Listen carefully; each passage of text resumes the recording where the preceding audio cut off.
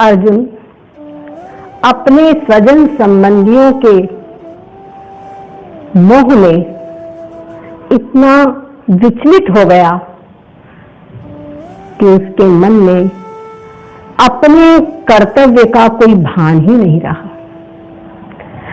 साधक को शिक्षा लेनी चाहिए कि जो ममत्व का बंधन है, विशेष करके जो रक्त संबंध है, इस संबंध को दुष्कृत संबंध कहा गया है।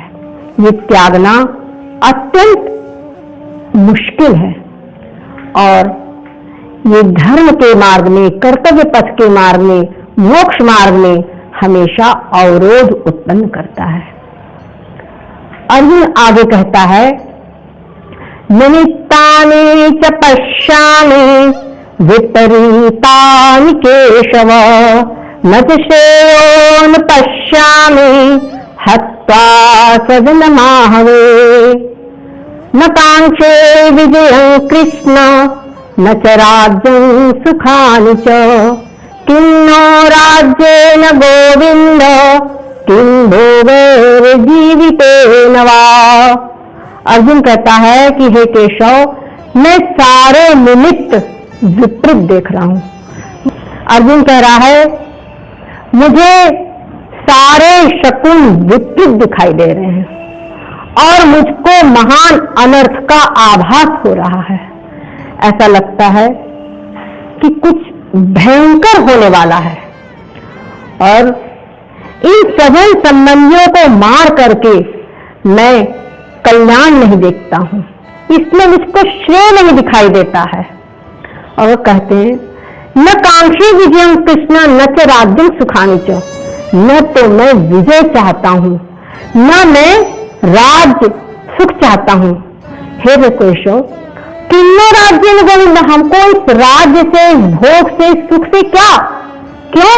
क्योंकि ये सामर्थे कांक्षितं नो राज्यं भोगा सुखानि च तैमेव पिता युद्धे प्राणान् त्यक्त्वा धनानि च आचार्या पितरः पुत्रा तथैव च पितामहा मातुला श्वशुरा पौत्रा शाला संबंधिनस्तथा।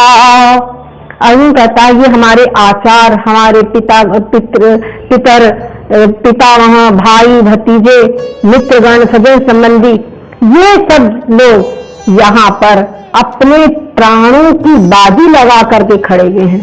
जिनके लिए हमें राज भोग सुख चाहते हैं, वही सब अपने धन प्राण की बाजी लगाकर यहाँ पर खड़े हुए हैं। तो इन सबको मार करके हमको भला क्या प्राप्ति होगी? इन सबको मार करके हम इस राज भोग सुख को क्या करेंगे?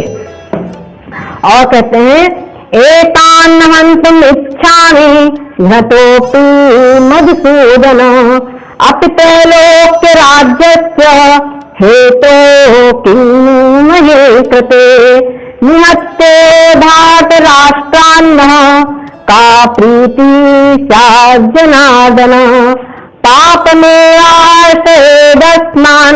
हत्येतान् आततायिनः तस्मान्नाहा वयं हन्तुं धातराष्ट्रान् स्वबान्धवान् स्वजनं हि कथं हत्वा सुखिनः स्याम माधव। अर्जुन कह रहा है, ये हमारे सजन संबंधियों को मैं मारना नहीं चाहता, किसी भी स्थिति में नहीं मारना चाहता। और केशव, इस धरती के तो राज्य की बात ही क्या है, मुझे संपूर्ण त्रैलोकी का राज्य प्राप्त हो तो उसके लिए भी मैं इनको मारना नहीं चाहता हूं। और इनको मार करके ये हमारे सजन संबंधी जो धृतराष्ट्र के अनुयायी गण हैं, इनको मार करके इनको क्या प्रसन्नता प्राप्त होगी, हमारा क्या भला होगा और क्या हमको सुख शांति प्राप्त होगी? इन सबको मार करके और कह रहे हैं, क्षण पाप मेवाश्चेद अस्मान हत्येतान् आततायिनः, इन आतताइयों को मार करके हमको पाप ही लगेगा। एक तरफ अर्जुन कहते हैं आतताई, आतताई यानी क्या होता है? आतताई वशिष्ठ स्तुति में कहा है अग्निदो गर्भश्चैव शस्त्रपाणि धनापहा क्षेत्रदारापहर्ता च खडे पे आतताई। कहते अग्नि देने वाला, विष देने वाला और हमारे ऊपर शस्त्र लेकर आक्रमण करने वाला, हमारी भूमि हमारा धन छीन लेने वाला, हमारी पत्नी के साथ में अपनी स्त्री को छीन लेने वाला, ये 6 लोग आतताई कहलाते हैं। दुर्योधन में और उसके अनुयायियों में सारे लक्षण थे, ये 6 लक्षण थे। उन्होंने भीम को विष दिया, लाक्षागृह में पांडवों को मारने के लिए आग लगाई, उनका दूध कीड़ा में छल के द्वारा सारा धन हड़प लिया, उनका राज, उनकी भूमि भी हड़प ली, और तो और द्रौपदी के साथ में भरी सभा में भयंकर अन्याय, उसका भयंकर अत्याचार किया, और उसके अतिरिक्त शस्त्र लेकर के तो सीधे सामने मारने को खड़े ही है, और हमेशा दुर्योधन ने इनको मारने का ही प्रयास किया है। ऐसी स्थिति में इसमें आतताई के 6 लक्षण थे। मनुस्मृति में कहा गया है ना आतताई वधे दोषो हंसुर भवति कश्चन। आतताई अगर हमारे सामने आ जाए तो उसको बिना विचार के मार देना चाहिए, और क्योंकि आतताई को मारने से मारने वाले को कोई दोष नहीं लगता है। लेकिन अर्जुन कह रहा है कि हमारे धर्मशास्त्रों में ये बात वर्णन है कि न हिंसा सर्वाभूतानि, न हिंसा सर्वाभूतानि, सभी भूतों की हिंसा न कहे, अहिंसा परमो धर्मः, सर्वे पापिष्टतमो यह कुर्यात् कुल नाशनम। वो महान पापी से भी पापी है, वो सबसे बड़ा पापी है जो अपना कुल का नाश करता है। यहाँ पर अर्जुन कह रहा है भले ही ये आतताई हैं, लेकिन इनको मार करके जो कुल का नाश करने का पाप है, ये कुल को नाश करने का पाप इन सबसे बढ़कर है। इस पाप को करने में मैं किसी भी प्रकार से अपनी भलाई नहीं समझता हूँ, इसमें मैं अपना कल्याण नहीं समझता हूँ, और उसमें मुझको धर्म भी दिखाई नहीं देता है। और यहाँ पर फिर बात खड़ी होती है कि अर्जुन तुम कहते हो कि मैं इनको, ये मेरे सजन संबंधी है, मैं इनको नहीं मारूंगा, पर ये सब तो मारने के लिए तुमको तैयार है। तो इसके उत्तर में अर्जुन कहते हैं तस्मानारा वयं हन्तुं धात राष्ट्रान् स्वबान्धवान् स्वजनं हि कथं हत्वा सुखिनः स्याम माधवा यद्यप्येतेन पश्यन्ते लोभोपहत चेतसः कुलक्षये कृतं दोषं मित्रद्रोहे च पातकं कथं न गेयं अस्माभिः पापादस्मान् निवर्तितुं कुलक्षये कृतं दोषं प्रपश्यद्भुवि जनार्दन।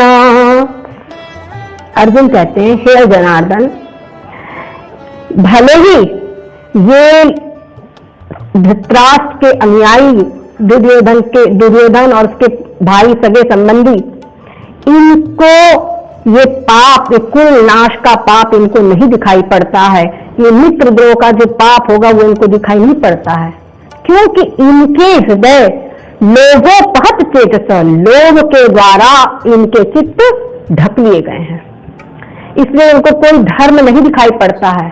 लेकिन हम तो समझदार हैं, हम तो इस महान पाप को देख रहे हैं, और कोई व्यक्ति सामने देखे कि कूप, अंधेर कूप है या सिंह का मुख है, तो स्वयं उससे बचाव करेगा या जाकर उस अंधकूप में गिर जाए या उस सिंह के मुख में प्रवेश कर जाएगा। यहाँ पर बुद्धिमान व्यक्ति अपना बचाव ही करेगा। घोर अग्नि कहीं पर हो तो उसमें बचाव करना ही बुद्धिमानी है, न कि उसमें जानते बुझते प्रवेश कर जाना बुद्धिमानी है। इसलिए ये भले ही नहीं देखते हैं, लेकिन हम जब इस महान पाप को देख रहे हैं, इस घोरतम पाप को हम अनुभव कर रहे हैं, तो हमको इस घोरतम पाप से बचने का उपाय अवश्य ही करना चाहिए। और कह रहे हैं कुल का क्षय करना ये महान पाप है। और कह रहे हैं कि जैसे कुल वन में जो पेड़ है, लकड़ियां हैं, ये परस्पर में अगर रगड़े तो परस्पर की रगड़ से जो आग पैदा होती है उस समस्त वन को भस्म कर देती है। ठीक उसी प्रकार से अगर किसी एक ही कुल के लोग परस्पर में ईर्ष्या द्वेष रख करके एक दूसरे पर अगर घात करते हैं तो संपूर्ण कुल का नाश हो जाता है। यहाँ बहुत बड़ी बात समझने की वाली है कि अगर एक ही कुल के, एक ही घर के, एक परिवार के या कहीं भी किसी एक समूह के व्यक्ति परस्पर में ईर्ष्या द्वेष करते हैं और एक दूसरे को नीचे गिराने का प्रयास करते हैं, एक दूसरे के ऊपर घात करते हैं, तो वहां पर महान विनाश ही हो जाता है। इसलिए इस ईर्ष्या द्वेष से बहुत अधिक बचना चाहिए। ये महाभयंकर वृत्तियां हैं।